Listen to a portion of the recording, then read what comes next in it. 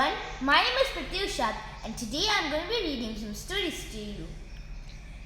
The story is called Animal Tricksters. Today I am going to be reading 3 stories from it. This is made by Candy Gorlake. The first story is Hare Takes a Wife.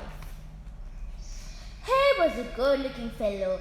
It didn't take him long to find a lady hare who was happy to become his wife. "Hare, dear," said Mrs. Hare, very soon after they were married, "you should begin now clearing this jungle so that you can grow some crops." "Of course, my sweet," said Hare. "I'll have it cleared by sundown." "By sundown?" said Mrs. Hare. "It is so big and wide and long. How can you clear it all by then?" "Just me, my sweet," said Hare. "It will be cleared by sundown." Hare took a long rope and some tools and went in the jungle. But Hare was as lazy as he was handsome. He didn't chop down trees and clear the scrub. Instead, he put down his tools and stretched. "I think I need a little walk," he yawned. He took the rope and he wandered through the jungle. Soon he came upon Hippo, who was snoozing next to his mud hole. "Hello, Hare," called Hippo. "How is married life?" "It is wonderful," said Hare. "My new wife says I'm the strongest animal in the jungle, and I have to say that she's right." "What?" said Hippo, annoyed. "How can you say that? Everyone knows that the strongest animal in the jungle is the hippopotamus." Hare rolled his eyes. "Why, I bet I can pull you over with this rope." Hippo laughed. Hare must be as stupid as he was vain. "Go on then," he said. I'll pull on one end while you pull on the other end. Let's see who pulls the other one over first." So Hare gave Hippo one end of the rope.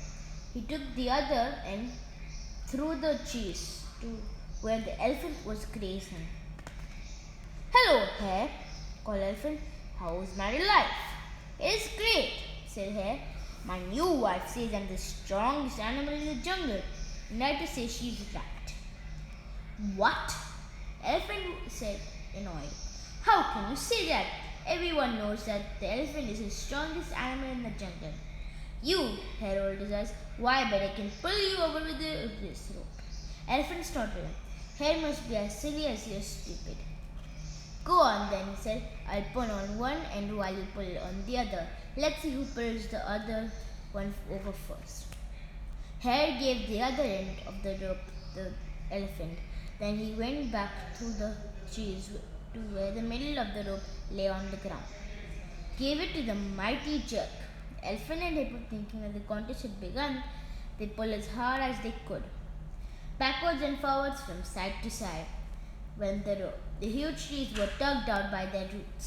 Everything in the way was crushed to the ground. Hippo couldn't believe it. He had not expected Hare to be so strong. He pulled even harder. Elephant was amazed. How could a small animal like Hare be so powerful? They pulled and pulled and pulled. At last, the two of them fell down, tired out. Hare strolled up to Hippo, dusting his hands. "Well, that was fun," he said. Hippo gasped and panted on the ground. "You win, Hare. You really are the strongest in the jungle. Your wife is very lucky." Hare ambled over to Elephant, stretching and yawning. "I enjoyed that," he said. "Shall we do it again?" Elephant groaned. "I'm sorry I didn't believe you, Hare. You really are the strongest animal in the jungle. Your wife should be very proud of you." Hare showed Mrs. Hare the land that Elephant and Hippo cleared. "I did as I promised, my sweet," he said. "I cleared it before sundown. I bet you didn't believe me." "Of course I believed you," said Mrs. Hare. "In fact, I was so sure you would finish that I invited some friends over for dinner." "Friends for dinner, my sweet," said Hare. "Who have you invited?" "Elephant and Hippo," said Mrs. Hare. "I can't wait to show them how much work you have done today." The next story is Monkey and the Mango Island. It was said that the Mango Island had the sweetest mangoes in the world, but the Mango Island was in the middle of a world's deepest river, and in the river lived the world's meanest crocodiles. 20 of them. No one could reach the delicious mangoes. What a waste!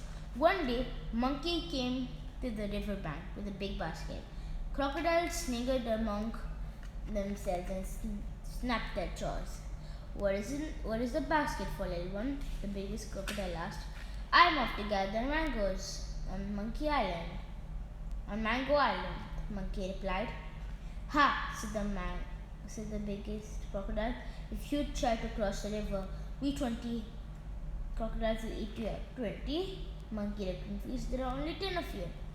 Stupid monkey, the biggest crocodile roared. Can't you see that 20 of us? Monkey shook his head. I don't know what you mean. I can only count 10. We are the meanest crocodiles in the world, the biggest crocodile yelled. And there are 20 of us. Look, Monkey said. Why don't you line up and let me count you? The crocodile lined up by the side. There were so many of them they stretched all the way from the riverbank to Monkey Island. Monkey began to count 1, 2, 3, 4, 5. As he counted, Monkey stepped on the back of each crocodile, basket in hand, 18, 19, 20. He hopped off the last one onto Mango Island. It is true, there are 20 of you, he called as he scrambled up to the top of the mangoes. Thank you. Now I can gather the mangoes. The crocodiles realized they had been tricked. You think you're so clever, the biggest crocodile growled. But remember, you still have to come back. The riverbank will be waiting for you. With that, the crocodile started to swim around the island, waiting for the monkey to finish gathering these mangoes. By the time Monkey had filled his baskets full of the mangoes, the crocodiles had missed the lunch and one were very hungry. The biggest crocodile said, I can't wait to eat his liver. Monkey liver is my favorite food. My liver, Monkey said. Oh, I'm sorry. I left my liver on the riverbank on liver tree. What liver tree? The biggest crocodile said. All the monkeys hang their livers up to dry on the liver tree. Monkey said, do you want me to show where that is? Oh yes, please, the biggest crocodile said, licking his lips. He was pleased with himself. If Monkey took him to the liver tree, there would be more liver for all the crocodiles. Let me ride on your back. You can get there more quickly, Monkey said. The biggest crocodile held still while Monkey climbed onto his back with his basket of mangoes. Just over there, he pointed to the riverbank. The biggest crocodile swam to the riverbank and his crocodile brothers followed, smacking their lips at the thought of the lunch at last. But when they got to the riverbank, Monkey leaped off the biggest crocodile's back and scampered up a tall coconut tree. The crocodiles realized they had been tricked again. They crawled out of the water to the coconut tree, snapping their jaws in anger. At that time, Monkey's brothers and sisters peered through the leaves high up in the other coconut trees. They laughed and threw coconuts at the crocodiles until the crocodiles were forced back into the water. You're not going to get away with this, the biggest crocodile roared as he swam away. We'll be waiting for you. Monkey didn't care. He and his brothers and sisters were busy eating the delicious mangoes. And it was true. The mangoes of Mango Island were the sweetest in the world. Coyote and the Mountain Lad. Coyote was minding her own business when she heard the sound of crying from behind a large rock. She went to have a look on who she would find, but she found a mountain lion sitting down to supper. Well, hello, Mountain Lion, Coyote said. Well, hello, Coyote, Mountain Lion said. Please excuse me, I was just sitting down to eat. Oh, Mountain Lion split. Were 3 baby rabbits. Oh, please, Mr. Mountain Lion, don't eat us, the baby rabbits cried.